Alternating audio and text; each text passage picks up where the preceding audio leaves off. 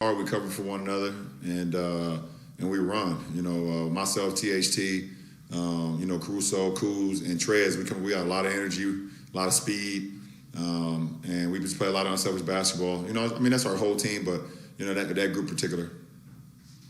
And then, so you've got the Built by Black History shirt on, obviously, Black History Month. You're there in Atlanta. I just wondered, Brian, can you summarize this whole year, going back to George Floyd, the tragedy, everything that you went through, and now this Black History Month, what it means for you and for everybody? To keep it all real with you, Mike, Black History Month is every month. They just happen to give us the shortest month of the year, but Black History Month is all 12 months for me. We celebrate Black excellence every single day of the year, 365 days, and go around my household and around the people, a group of people I'm around. So, I love the fact that we get to celebrate it for a full month, and people, that may not know about it kind of come together and things. But at the end of the day, I celebrate Black excellence every single day, and Black History Month, I would say, is Black History Day. 365 days of the year, 66 on the leap year. So that's just how we rock around here, and but it's cool to get it started now, and we'll just keep it going throughout the rest of the year and January of 22. Are you feeling any more recognition of everything you just talked about this year? I don't live my life trying to gain recognition for anything. You do what's right, you call out what's wrong, and you go from there.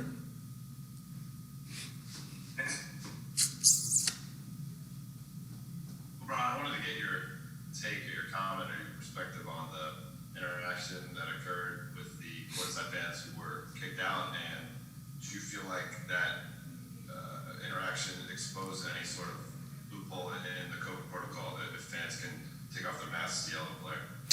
No, at the end of the day, I'm happy fans are back in the building. I miss that interaction. I need that interaction. We as players need that interaction. I don't feel like it was warranted to be kicked out. There was a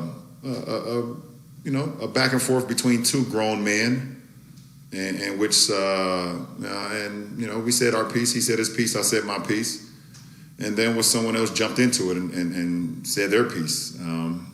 But I didn't think they were, should have been kicked out. But they might have had a couple of drinks maybe, and they could have probably kept it going, and the game wouldn't have been about the game no more. So I think the referees did what they had to do.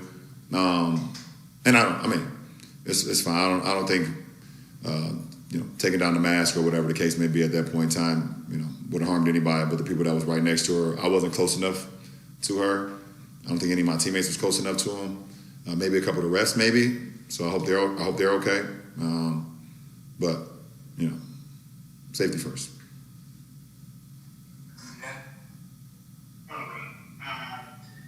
Dan, you look like you're about to ask me. You look like you're ready to fire off. Well, it strikes me as somebody you've said all year, like, I want fans. I want to see fans. Does that get you more excited than when you see some people who are, like you said, a little willing to kind of toe in those waters, whether it was in Cleveland or here, just seeing those faces that close to you? Well, my guy tonight, he I don't want to say he went overboard, but he went a little bit out of bounds, too close to comfort for me. And I said my piece, and we could have moved on. But I think it was so close to the officials. I think the official heard it as well, what he had said. And it kind of got blown out of proportion. It's just like sometimes on the floor when two guys get into a scuffle, or get into a little like jostling, the refs come and try to break it up really fast, and it looks like it's bigger than what it really is. That's what it pretty much was tonight. But the difference, we're on the court and we're not having any alcoholic beverages. So they might have had some alcoholic beverages on the side, so it made them feel a little tougher than what they really are, I would say. Just like Draymond. Draymond said it perfect. You were happy that this happened, right? Like you enjoyed this. Who, me? Yes. I love our fans. Laker Nation and everybody else that's against Laker Nation. It just feels better. Fans in the stands it's just better. It's better for everybody. Especially on the last game of a 14-day road trip.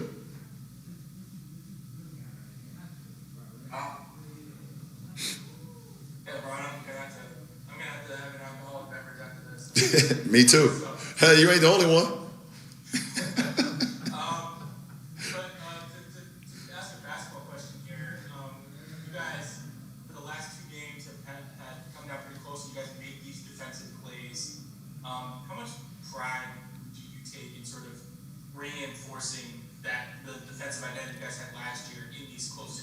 No, I take all the pride. Listen, man, I take just as much pride on the defensive end than I do on the offensive end. Things that you cannot control on the offensive end if you shoot the ball well. You know, sometimes the ball don't go in for you.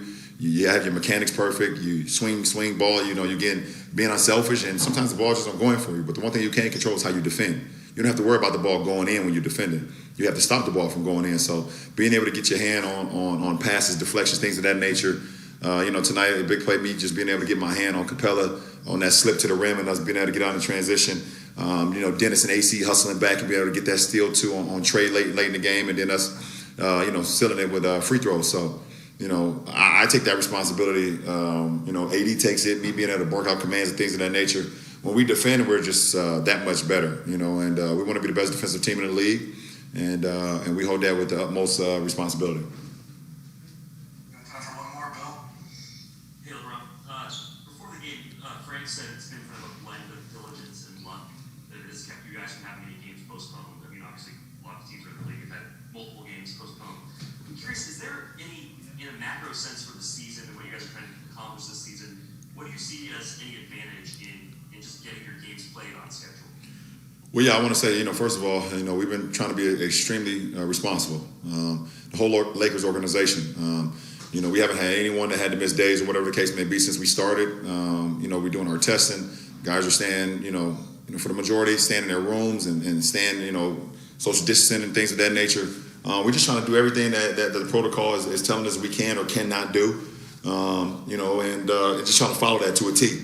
There's some things you can't control. You know, we don't know if this virus is airborne or if it's passed through, you know, person to person. So what we can control is just, you know, just trying to stay responsible, you know, do the things that we can do and things of that nature. And then, and it's allowed us to be full, you know, for our games, you know, like I said, and go out there. And because of, you know, the strict protocols and stuff, you don't really have much time to practice, especially on the road.